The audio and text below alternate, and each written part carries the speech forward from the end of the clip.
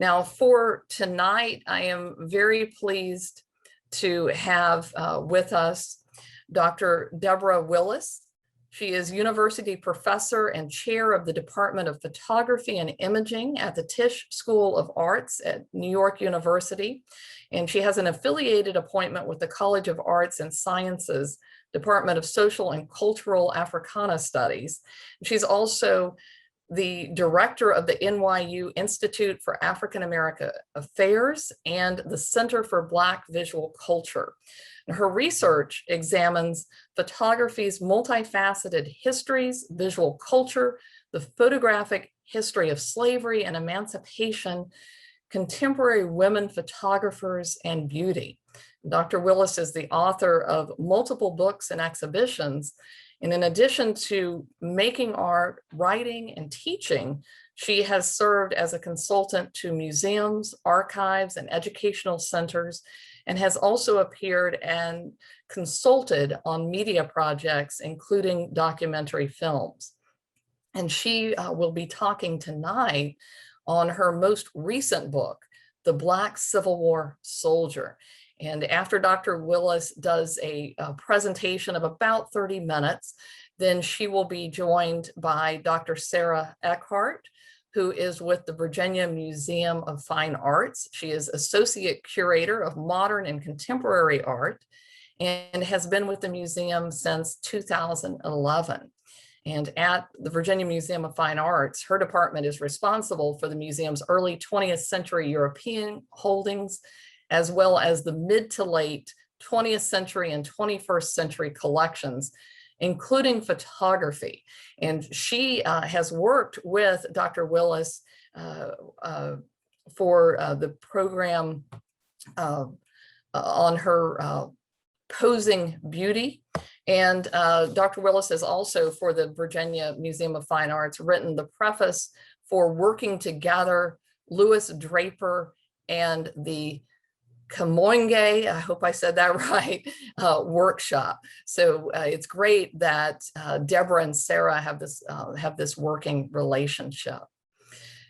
So now what I'm going to do is turn the screen over to our guest author, Deborah Willis. Thank you, Kelly. Thank you, Sarah. I'm looking forward to our conversation later. Kelly, it's really important for this invitation, what it means to me, as I've spent a number of years researching this and also trying to follow this important story, especially on Emancipation Day. So thank you. So as Kelly mentioned, my project is the Black Civil War Soldier, and my work focuses on the storytelling aspect of this moment of history. Photography is a place where I found my voice as an image maker and a curator. And I see it as a medium of advocacy. So I want to begin by saying that my process was I was interested in reconstructing and recovering images and stories, letters and books, diaries, and just moments that are often overlooked in this broader history. So I'm going to begin by sharing my screen and begin to keep this in mind of where we're retelling stories in photography about the Black Civil War soldier. So begin with this image on the cover of the book, which Sarah shared with me, an important moment, as I'll share with you in the next slide, the name of the soldier. I was excited about finding the name because this image to me exemplified exactly what I wanted to share, the sense of bravery, the sense of having the gun to the breast as if he is in committing an oath to preserve humanity, to fight for freedom.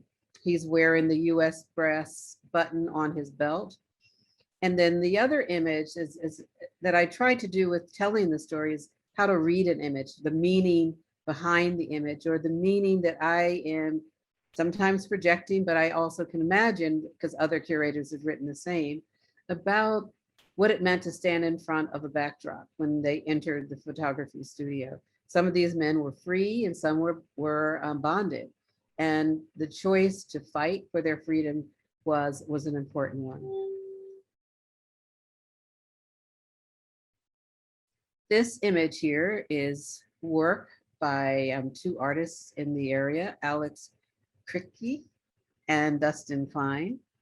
And it's their projection project that they presented for the Black Lives Matter activity in front of the Robert E. Lee Monument in Richmond, Virginia in 2020.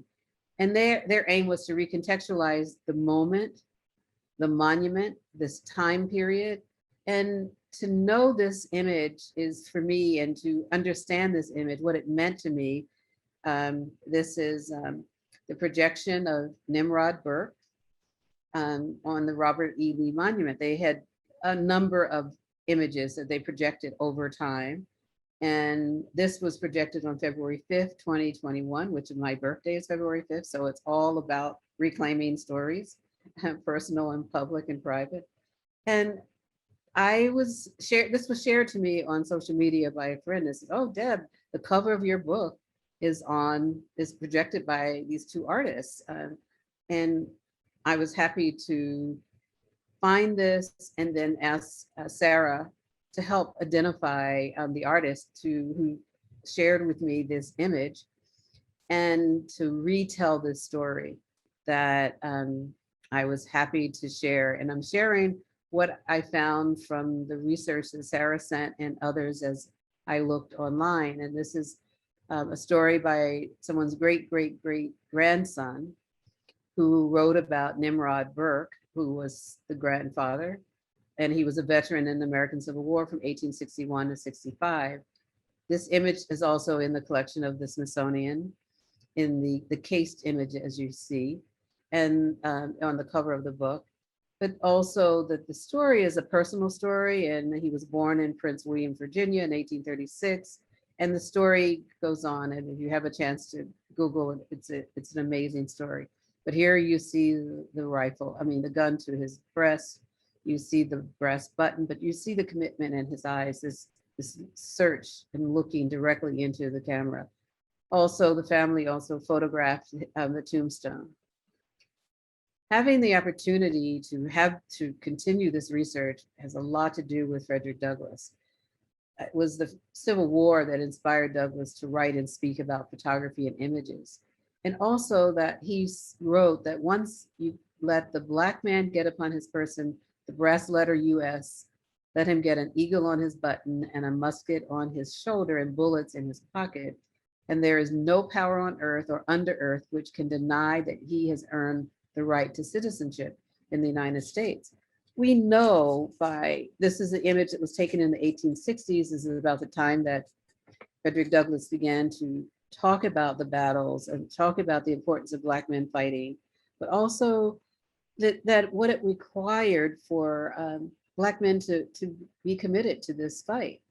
He started off with his sons, he created this broadside to colored men, 54th Regiment, volunteer, and it listed the men of African descent. This is a photograph of his son. And we know from the record that his two sons joined. And I wanted to also explain how this is important for contemporary artists at a time when artists are creating work, such as the two projection artists that I mentioned earlier. Frederick Douglass is, shown here by a photograph of Omar Victor Diop, who lives in West Africa and in Paris. He created this image as he's looking at the history of Black people, Black men who traveled in the 15th to the 19th century as men who were activists and reformers.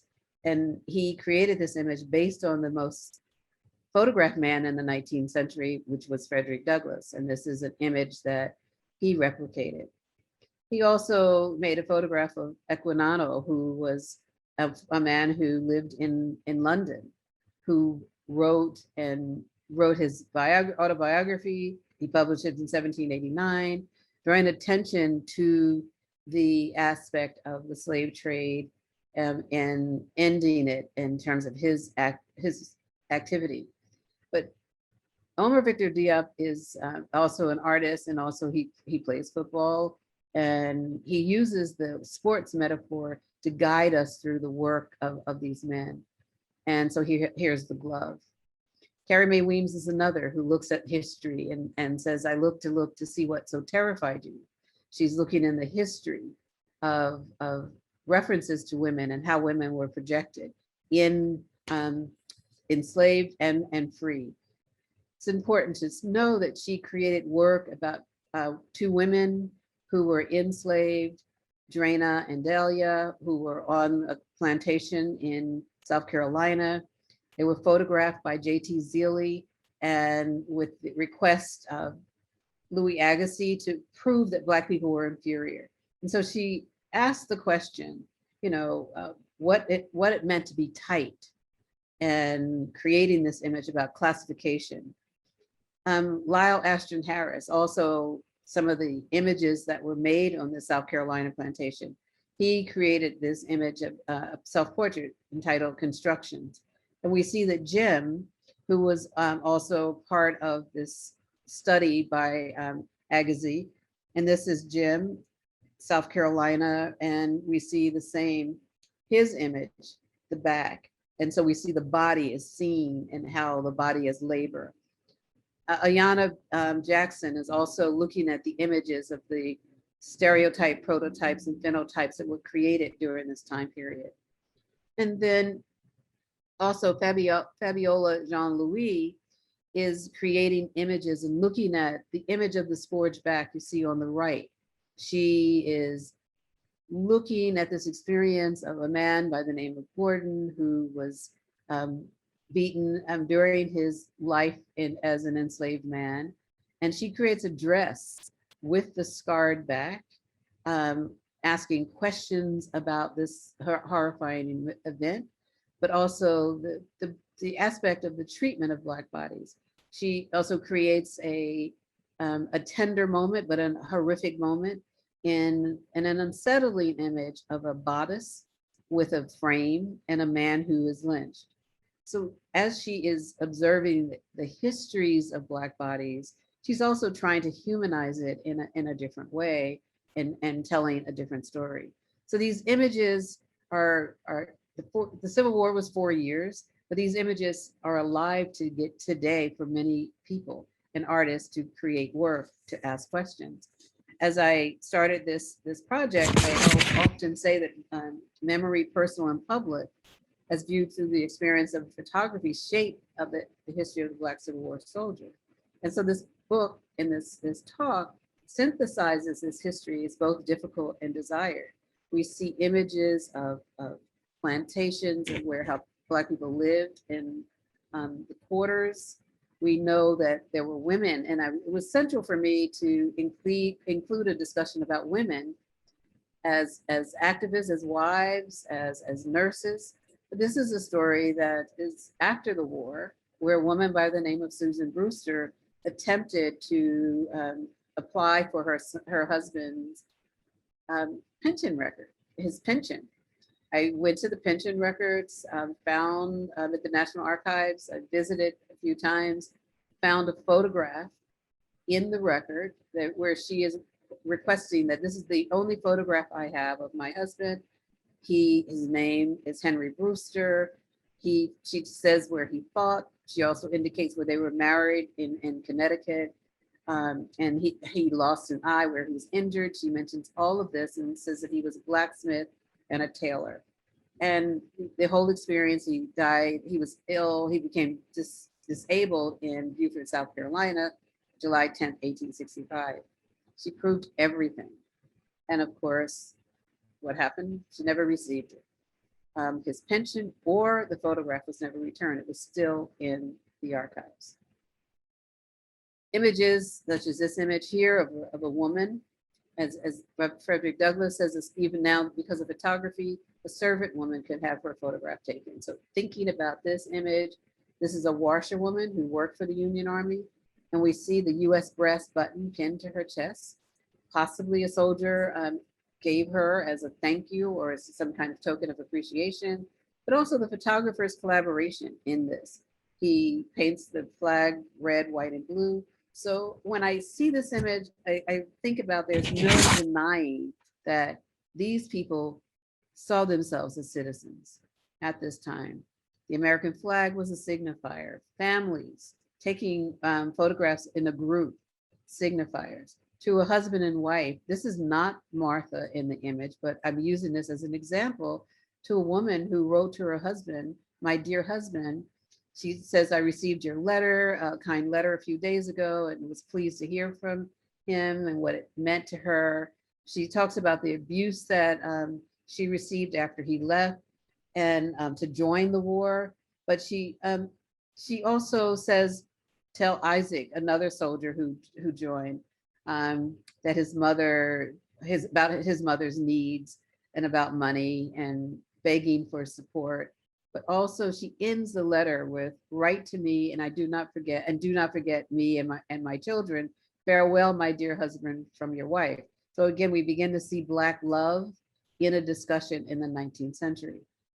This is an image that's in my other book, Envisioning Emancipation, and it's crossing the Rappahannock. We see this image. This is a Timothy O'Sullivan image, but in this image, there's a group of women. You see their bonnets, you see young boys, you see children and men, after the Union soldiers leave this area, and they're crossing and their sense of hope within the framing of that story. Portrait of Susie King Taylor in 1902, she wrote a diary, and she was also a nurse, and she was formerly enslaved. And she writes that she taught a great many of the comrades in Company E to read and write when they were off duty. She understood that they were anxious to learn, and she shared that story. It was important for her to become a scribe for some, and some of them who learned to read and write often wrote their own letters, but they were also able to sign their pay when they were received their pay. And this is one of the most important stories for me that I discovered in my research of, this is not Garland White, but I'm using this image as an example of a soldier committed to war. Garland White entered Richmond, Virginia, and when the Union soldiers took over Richmond, and a number of soldiers told Garland, there's a lady looking for you, and it says, and I'm just going to read a bit of this. What is your name, sir? And when he meets the woman, my name is Garland H. White. What is your mother's name? Nancy. Where were you born? In Hanover County in this state. Where were you sold from this city? What was the name of the man who bought you? Robert Toombs. When did he live? Where did he live? In the state of Georgia. Where did you leave him? At Washington. Where did you go then? To Canada. Where do you live now? In Ohio. She ends by saying, this is your mother, Garland, whom you are now talking to, who has spent 20 years of grief about her son. And he writes, I cannot express the joy I felt at this happy meeting of my mother and other friends.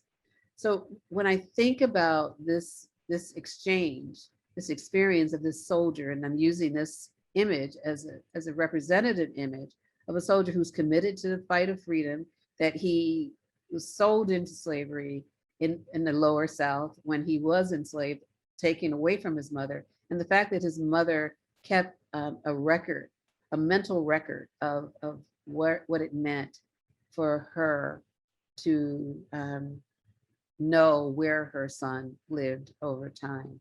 This is a photography studio. This is, so you can imagine, where the soldiers entered to make pictures of portraits. And just an example of the portrait guard of American Civil War soldiers in Port Hudson, Louisiana. This is another broadside that Frederick Douglass created the text for this, but the key words for me are free men less brave than slaves. So here he is like indicting free men to join, to question their sense of bravery within this. We appeal to you, men of color, brothers and fathers. this is our last opportunity to come and fight, because before Black men were not allowed to fight for the war. And here in the war, and this is an opportunity for men to fight for their own freedom. Images, with battlegrounds and, projected images of how the battle could be fought, and the possibility of manhood. Images such as Nicholas Biddle, who was known as the first wounded in the Great American Rebellion, 18 April 1861. And here he is using this photograph as an autobiographical moment in this history, where he returns to Pottsville, Pennsylvania. He tells the story when he is injured in Baltimore. And after he is injured, he meets Abraham Lincoln in Washington, D.C. And he uses the handkerchief and scarf that's in his breast pocket still has the stain of the blood where a rock hit his face. I'm just showing a couple of images of soldiers and sailors, and the experience of a journalist, William Henry Johnson, who writes about the experience in 1864 when soldiers entered into a battle. It's a sense of disappointment. And he said, 1 week ago, marched into Virginia into the Stars and Stripes, proudly floating in the breeze, and our bands playing Yankee Doodle. We had but one thought, that it was of success. And then they were beaten. And he writes about this very openly in this article, 1861. Alexander Heritage Newton too, and Daniel Lathrop, their experience photographed in terms of the studio portrait. Heritage Newton, I just love his name as a name of heritage with 2 R's. Said he was born under the regime of slavery as a free child. His mother was free, his father was enslaved. And so he understood that he felt the curse of slavery in his bone. And he was determined to fight for the freedom of Black people. He also worked with the Underground Railroad. So these are images I'm going to go through of groups of men and women who left plantations and joined and worked with the Union Army in different ways. You see in this image, there's this large bonnet that the older woman is holding on her hand. And it's the same bonnet type that you see in the image of crossing the Rappahannock. But she removes the bonnet so that she could be seen. Her photograph is seen. There's a pregnant woman, there are children. This is a nurse's hospital with nurses in a hospital where we can imagine the experience. If we look at this image, we know that 30,000 men died of infection and diseases. And so that experience was difficult for many, because 180 Black men and 19,000 joined, 880,000 joined the Army and 19,000 joined the Navy. An image of Gordon, as I mentioned earlier, by the woman Fabiola, the artist who created the dress with the scarred back. This is an image that's circulated in not only in this country, but it also is circulated in Scotland. And this is, as he says, when he purchased this image, this is a pro-Lincoln political image. And, families photographed. Alexandria, Virginia, Harriet Jacobs School with her daughter, determined to teach young people how to read and write. Harriet Tubman. Images where she says, if you want a taste of freedom, keep going. And she is part of this narrative of fighting for the freedom. Robert Shaw, who was the young soldier who led the 54th Mass when they left for the South to fight. And here we see the young soldier. He was 25 years old, and he unfortunately was killed early on. He was recently married when he left. And these are some of the soldiers from the 54th Mass in an album. And as I talk about this research, I'm sharing moments of how this memory is kept in family albums, family collections. And here we begin to see the drummer boy, Carney, who saved the American flag, to an image of Charles Douglas, Frederick Douglass's son, and Lewis Douglass, another son of Frederick Douglass, who also joined the war, where he exchanged letters with his fiancée about the hope for their future. And so these are just examples of some of the letters that are in the book and some of the texts from that experience. What it meant to pose, to send her a letter, and to receive a photograph of her, and what that meant in terms of giving hope for a Black future, for a life for these young people who were free. Charlotte Fortin from Philadelphia left, she was a teacher, she left Philadelphia and to teach in the Sea Islands and create a school with another woman. And here she writes in her diary about the experience of meeting Robert Shaw and how she shared a moment with him and she felt him to be a lovable person. And she took him to a praise house to a shout. And he was impressed by it. As she says, he was delighted and he wanted to get information about the songs that were performed, and wanted her to write about them, to send him notes. And she says that there's something, he seems to be in every way one of the most delightful persons I've ever met. There's something girlish about him, and yet I never saw anyone more manly. And here again, we begin to think about how Black people during this time were writing stories about their experience in contributing to freedom. Henry Stewart, who also was injured in battle.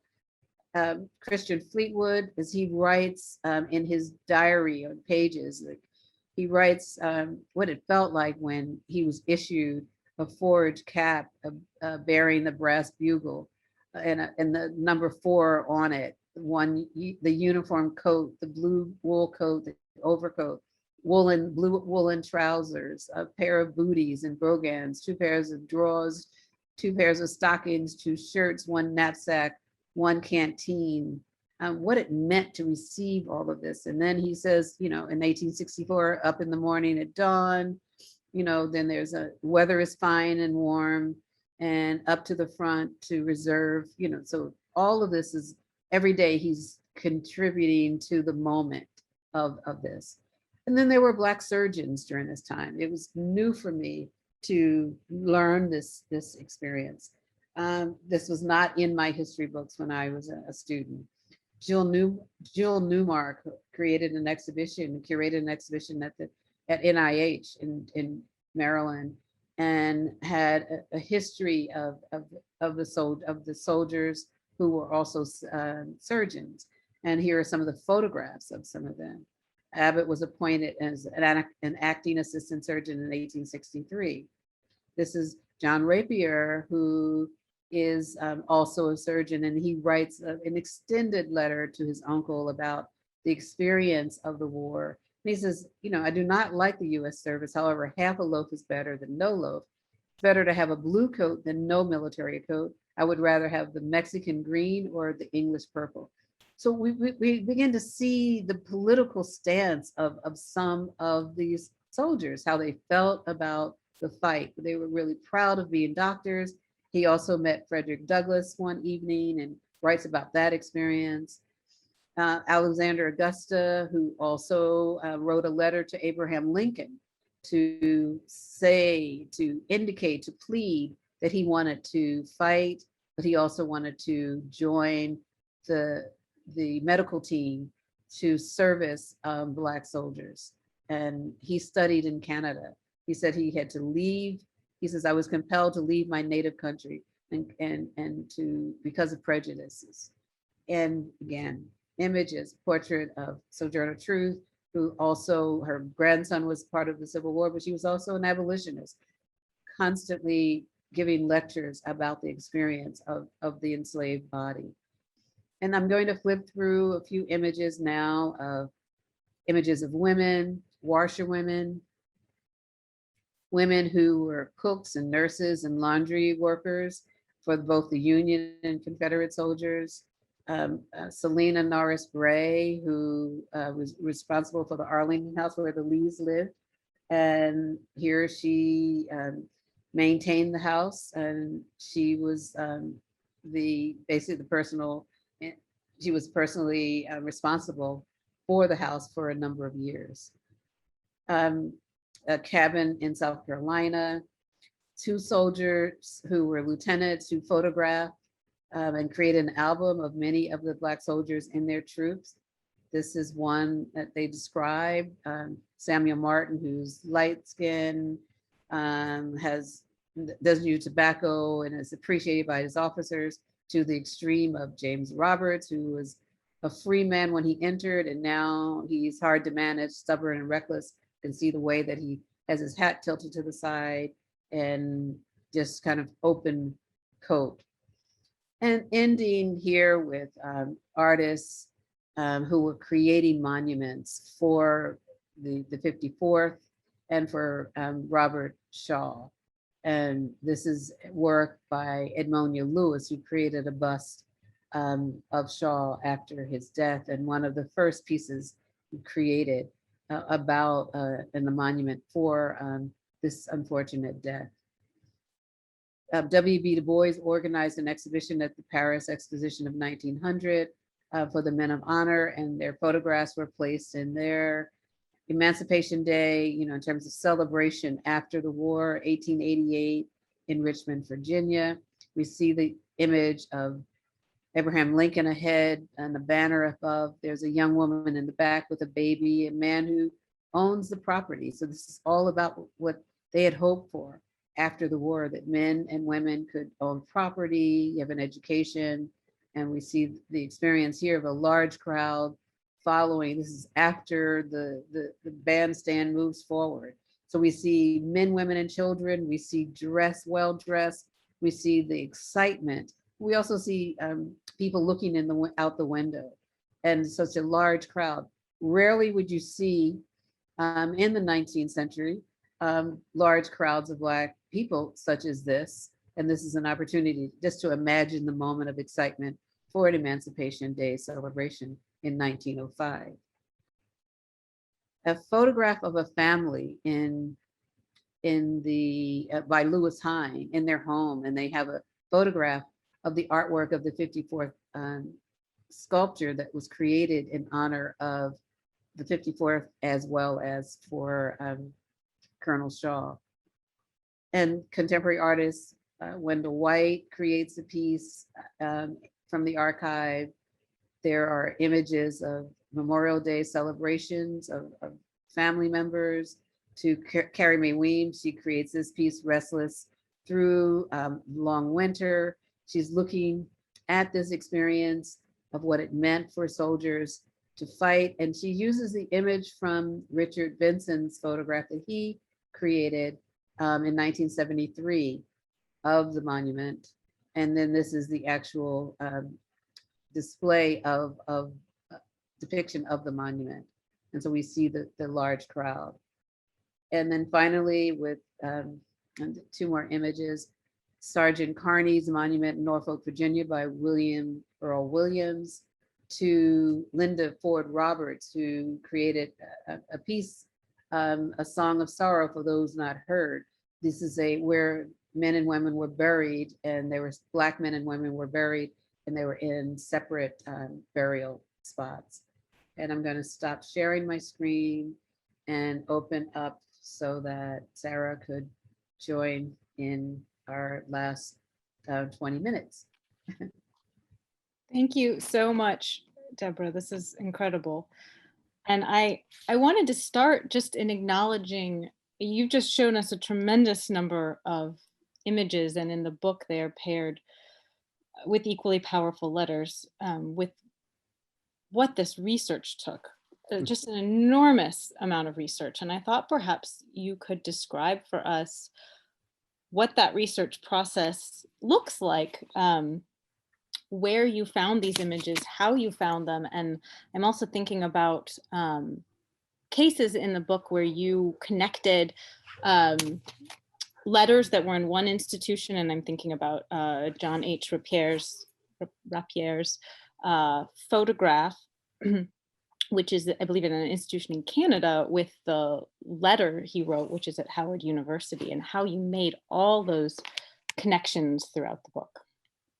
Well, the research, I mean, it had multi-prongs, they were everywhere. And I started, I was a curator at the Schomburg Center in the 80s and 90s. I eventually worked at the Smithsonian in the 90s to the 2000s. I met a number of people who were collecting Civil War soldier photographs. At the Schomburg, there were some photographs, and then, of course, at the Smithsonian, when we were developing the African American Museum on the Mall, we met a number of collectors who had photographs, and family members who had photographs. And I felt this was a story that needed to be told and needed to be explored. And I started teaching at NYU in 2001. And I worked with Barbara Krauthammer on the book Envisioning Emancipation. And we had a chance to share our research, and my interest was the visual. And with that aspect, we began to combine our interests in the story of envisioning. How do you envision emancipation? And so that happened. But then we finished our book, and the experience continued for me to, I was looking for different stories because I stumbled on letters in the slave narratives from the interviews. I read a number of books by historians who use the letters to explore the stories, but then the newspapers that I found that were abolitionist newspapers, that were religious newspapers from in the North, that soldiers sent letters back to these newspapers so that they wanted their stories to be told. So I felt that I had to be a part of telling that story. And that's where I decided to, and then I happened to come across when I was looking for someone told me about, there were doctors, which I'm not aware of. And then as soon as someone mentioned it, I found out that Jill Newmark had an exhibition. And because that was at Howard Moreland Spingarn, and that's where I initially found out that there were Black surgeons. But I didn't have any information on it. And I had the chance to get in touch with Jill Newmark, who sent me the information that she was working on, the brochure, which just enlightened me in so many ways. Just reading the women, Charlotte Fortin's diaries, it was just, I loved it. I loved her humor. I loved the way that she read people. and that she also talked about the importance of images and the daguerreotypes that she found and tintypes she found, and very openly discussed it in different ways. I wanted to add more that I could, but I had a chance to work with, editors at the New York University Press, and that's where the book can be found, and so that's exciting part. Well, I think the knowledge you have, it's just, as a leader in the field, you have accumulated, I think, over so many years. It's just an honor. It's incredible to have the privilege of being able to read the book and see the result of all of those years and all of those connections. What did you find in the book that you were kind of, I guess, surprised or exchanged about? Or well, I didn't, for me, the thing that I wanted to ask you about, I was so glad you chose to reproduce entire letters, because I think that, first, I love the archive and I love primary documents. I just always think that's the most exciting part of research.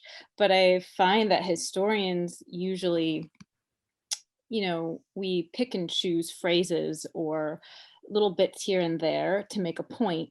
And quite often when we do that, I think we can make these historical figures into either heroes or villains, but we lose a little bit of their humanity. And what I loved about your book and the way you approached it was that you chose to reproduce full letters or newspaper columns. And so we got the complexity of the individuals, and we got a sense of their voice, which was just so wonderful to pair with the images. So but was that something you planned from the beginning, that you were going to do full letters?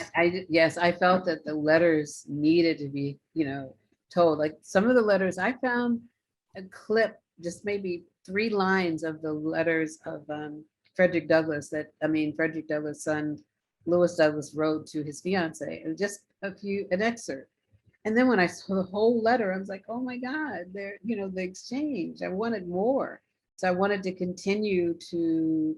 Pamela Newkirk did a book on love letters, and she included that letter in, and just the aspects of letter writing, the images of, just imagine a mother writing to Abraham Lincoln to say, I'm giving you my son. I expect you to take care of him, and I want him paid. Just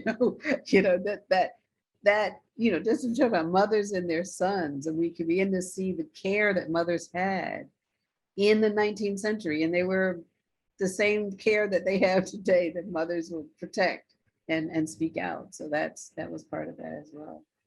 Well, and then there were so many beautiful connections you made, like Colonel Shaw's letters that he was writing home, and then Charlotte Fortin's descriptions of him. I had to put the book down after after those two, and just I was so drawn in.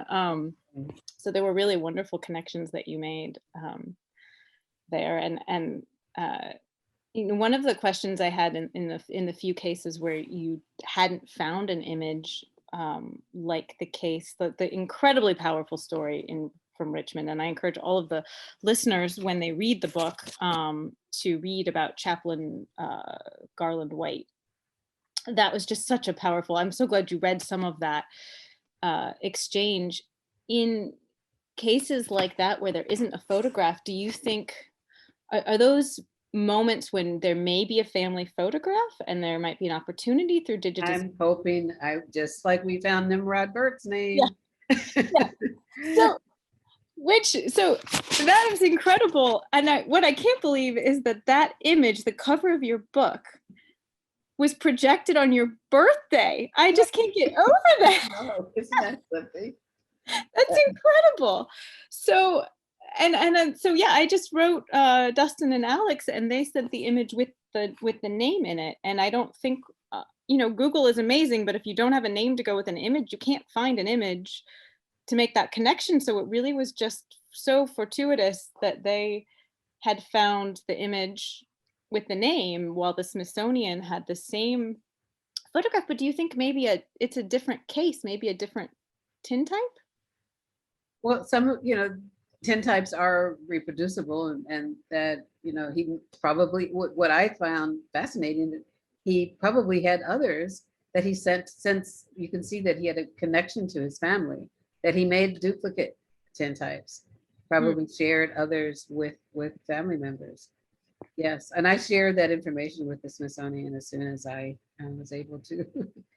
That's so exciting. Yeah, no, it's just wonderful. And also just points to the power of scholarship and the networks of people that care, and also then this connection to contemporary art, because you end your book by focusing, as you began this presentation, where you end your book with a focus on contemporary artists who are exploring these themes. And I think that was so apparent on the ground here in Richmond, through Alex and Dustin's project, Reclaiming the Monuments, with the projections, also with the ongoing adding to the narrative with History is Illuminating. That was a project that was happening here in Richmond, where markers were put along Monument Avenue, which gave much, either combination of stories, fuller stories of the context around the monuments when they went up, but also stories about African American figures within Richmond's own history. And it was just a really powerful aspect. These went up as the monuments were coming down this summer. So I didn't know, to me it feels I've lived here.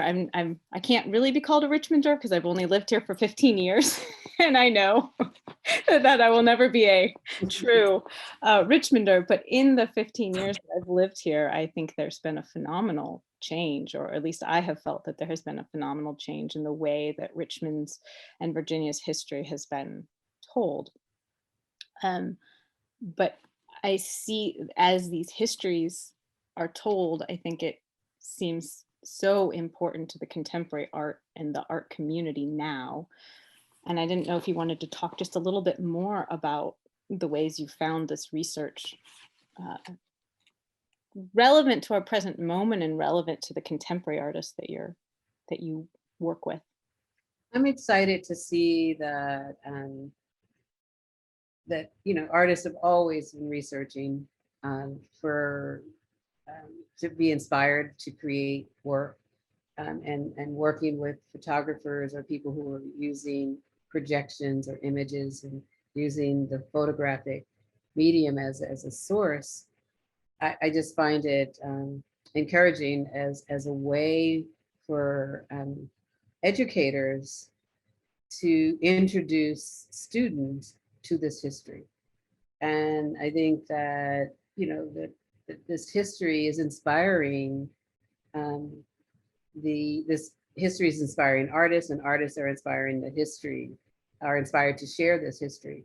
But the main thing I find important, the main point that I find important is that if we can get young students to understand this history, across the board, that there are new stories that are old stories, that to believe in self is the most important aspect of it for me. And that's why I believe that art will encourage broader research, and it questions. It gives the opportunity for us to question, even if we disagree with what is being projected, because some people disagreed with, like some of my assumptions, but oh, can they really do that? And if you see a woman who is a washerwoman with a red, white, and blue flag on her chest, what is that telling us? That citizenship, what does it say when she's US brass button? And so when you think of movies like Gone with the Wind, and we see one narrative where we know that the South won the narrative, the North won the war, but we don't know that, but if you read closely of the Gone with the Wind story, because I've looked at it 10 times, looked at it during my entire life, but never with a critical eye, with a sympathetic eye, but never with a critical eye on the way that how the projection of women, but there's a scene where there's a washerwoman scene where Hattie McDaniels that she's washing clothes of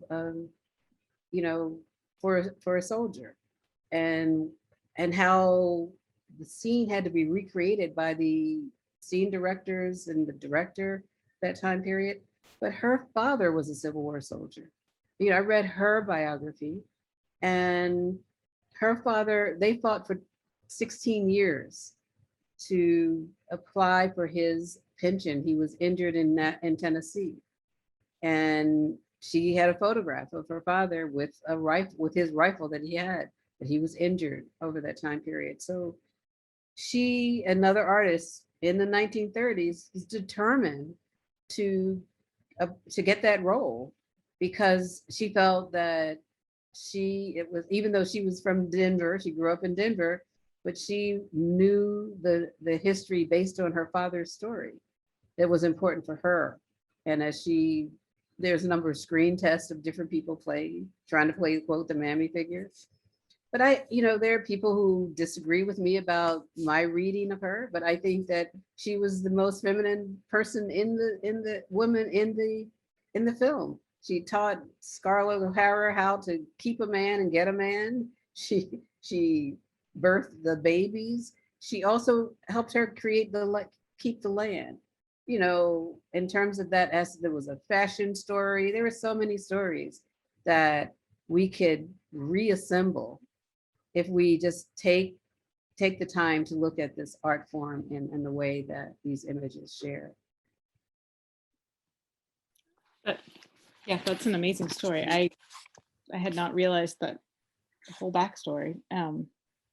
Thank you. I just think it's as the stories here in Richmond, the more that we learn, the more stories are added, the more energy there is, I think, in the present to continue to look for those stories. And it's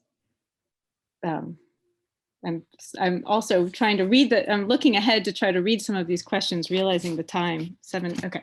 So let me jump to a few of the attendee questions. There was one that related directly to what you just brought up again, the